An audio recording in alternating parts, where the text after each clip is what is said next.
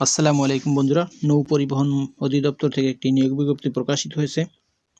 এটি একটি সংশোধিত নিয়োগ বিজ্ঞপ্তি। এখানে কি পদে লোক নিয়োগ করা হবে, কত টাকা খরচ হবে এবং কত বেতন, সবকিছু আমি এই ভিডিওতে আলোচনা করব। আপনারা শেষ পর্যন্ত দেখবেন, ভিডিওটি স্কিপ করবেন না। কিভাবে এখানে আবেদন ফর্ম পূরণ করবেন সেটিও আমি দেখিয়ে দিচ্ছি। বন্ধুরা, এখানে লোক নিয়োগ করা হবে অফিস সহকারী কাম কম্পিউটার মুদ্রাক্ষরিক, 3 জন লোক নিয়োগ করা হবে। বেতন ৯,৩০০ টাকা থেকে ২২,৪৯০ টাকা। বয়স অনূর্ধ্ব ৩২ বছর, তবে বিভাগীয় প্রার্থীদের ক্ষেত্রে ৪০ বছর পর্যন্ত শিথিলযোগ্য। শিক্ষাগত যোগ্যতা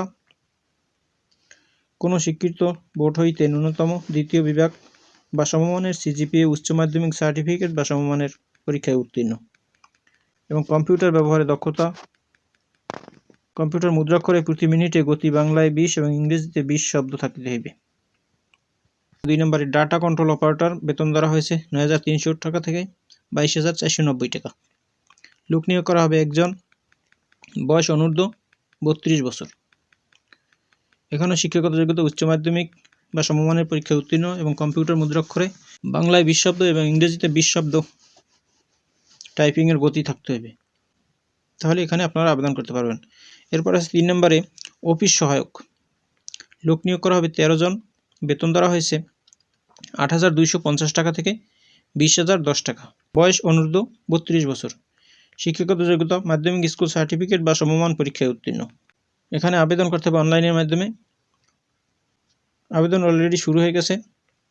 আবেদন চলবে ৯/১/২০২৫ তারিখ পর্যন্ত। বন্ধুরা, আমি এখন দেখিয়ে দিচ্ছি কীভাবে আপনারা এখানে অনলাইনে ফর্ম পূরণ করবেন। অফিস সহকারী কাম কম্পিউটার মুদ্রাক্ষরিক, এই পোস্টের আমি দেখিয়ে দিচ্ছি কীভাবে আবেদন করবেন। এই যে আবেদন করুন লেখা আছে, এখানে ক্লিক করলে আপনাদের সামনে এভাবে একটা ইন্টারফেস ওপেন হবে। আপনারা এখানে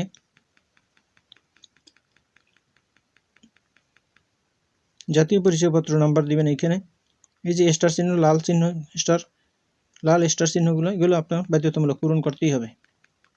এখানে জাতীয় পরিচয়পত্রের নাম্বার লিখবেন। এরপর জাতীয় পরিচয়পত্র যদি না থাকে তাহলে এখানে টিক দিন, যদি না থাকে তাহলে টিক দিবেন। জাতীয় পরিচয়পত্র তো অবশ্যই আছে, সুতরাং আপনি এখানে জাতীয় পরিচয়পত্রের নাম্বার দিবেন।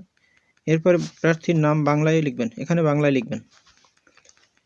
বাংলায় লেখার পরে নিচের দিকে একটু স্ক্রল করে নিচে আসবেন, এখানে প্রার্থীর নাম ইংরেজিতে লিখবেন, ইংরেজিতে বড় হাতের অক্ষরে লিখবেন সবগুলো। এরপরে কোটা, যদি কোনো কোটা থাকে সেই কোটা এখানে টিক চিহ্ন দেবেন। কোটা না থাকলে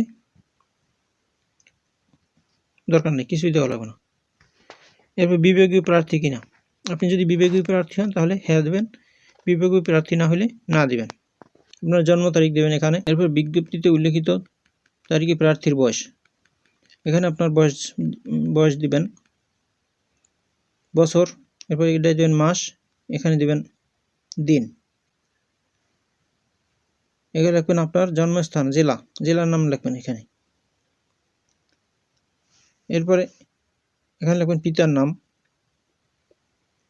বাংলায় লিখবেন সবগুলো। এরপরে মাতার নাম, এখানে মাতার নাম লেখার পরে একটু স্ক্রল করে নিচে আসবেন, এখানে ঠিকানা, বাসা ও সড়ক, এই এখানে লিখবেন আপনার বাসা ও সড়কের নাম্বার কত, নাম কি, সেগুলো লিখবেন এখানে। এরপর গ্রামের পর এখানে লিখবেন ইউনিয়নের নাম, এখানে ডাকঘরের নাম, জেলা, নিচের দিকে থানা। এই ডান দিকে আছে বর্তমান এবং স্থায়ী ঠিকানা একই হলে টিক দিন। যদি আপনার বর্তমান ঠিকানা আর স্থায়ী ঠিকানা এক হয় তাহলে এখানে একটা টিক দিলেই হয়ে যাবে, আর কিছু দেখার দরকার নাই। আর যদি স্থায়ী একই ঠিকানা না হয়, তাহলে এখানে আপনার ঠিকানা, স্থায়ী ঠিকানা লিখবেন। এরপরে একটু স্ক্রল করে নিচে যাবেন, এখানে আপনার মোবাইল নাম্বার লিখবেন ইংরেজিতে, ইমেল যদি থাকে সেটা এখানে লিখবেন। এরপরে ধর্ম কি, ইসলাম না হিন্দু ধর্ম সেটা এখানে লিখবেন। জাতীয়তা বাংলাদেশি দেওয়া আছে, এটার কিছু দেওয়ার দরকার নাই। লিঙ্গ পুরুষ মহিলা তৃতীয় লিঙ্গ, পুরুষ হলে পুরুষটা টিক দেবেন, মহিলা হলে মহিলা,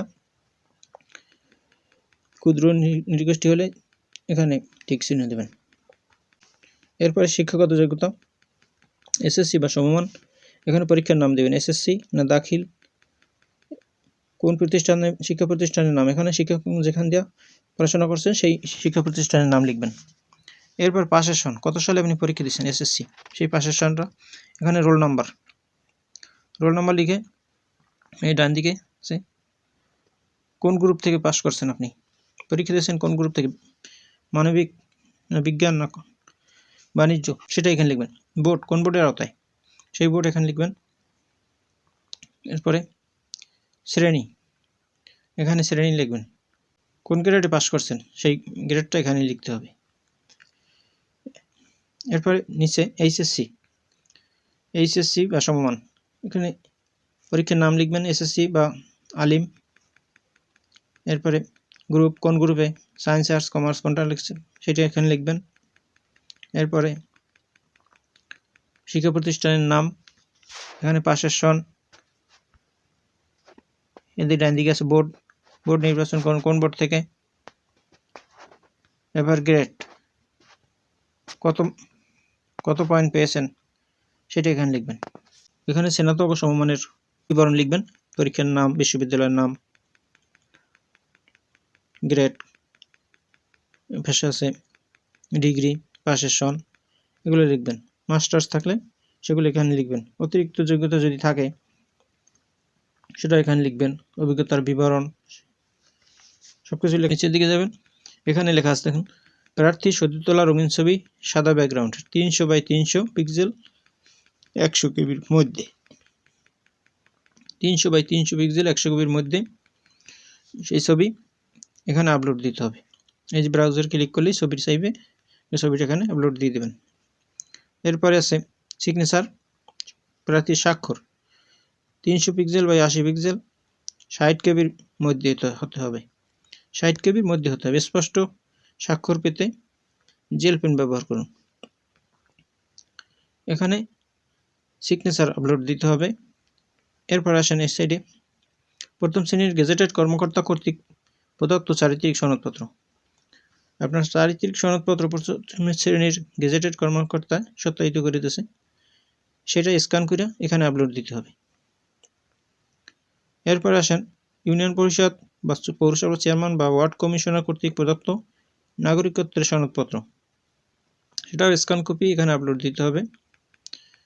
সব কিছু ঠিকঠাক থাকলে এখানে দেখেন লেখা আছে, আমি এই মর্মে অঙ্গীকার করছি যে উপরে বর্ণিত তথ্যাবলী সম্পূর্ণ সত্য। মৌখিক পরীক্ষার সময় উল্লিখিত তথ্য প্রমাণের জন্য সকল মূল সার্টিফিকেট ও রেকর্ডপত্র উপস্থাপন করব। কোনো তথ্য অসত্য প্রমাণ হলে আইনানুগ শাস্তি ভোগ করতে বাধ্য থাকব। লেখার পরে এখানে একটা টিক চিহ্ন দেবেন, এই যে চার কোনা ঘরটা, এটাই টিক চিহ্ন দিয়ে সংরক্ষণ বাটনে টিপ দেবেন। সংরক্ষণ বাটনে টিপ দিলেই আপনার দরখাস্ত কমপ্লিট, আবেদন করা হয়ে গেল।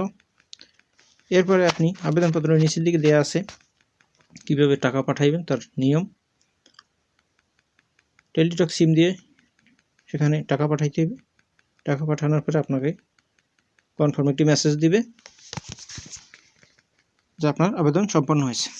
বন্ধুরা, এভাবে আপনারা আবেদন করতে পারেন। ভিডিওটি যদি ভালো লাগে তাহলে শেয়ার দিয়ে আপনার বন্ধুদের দেখার সুযোগ করে দিন এবং আমার চ্যানেলটি সাবস্ক্রাইব করুন। ভালো থাকুন, সুস্থ থাকুন, আবার কথা হবে অন্য কোনো ভিডিওতে। আল্লাহ হাফেজ, আসসালামু আলাইকুম।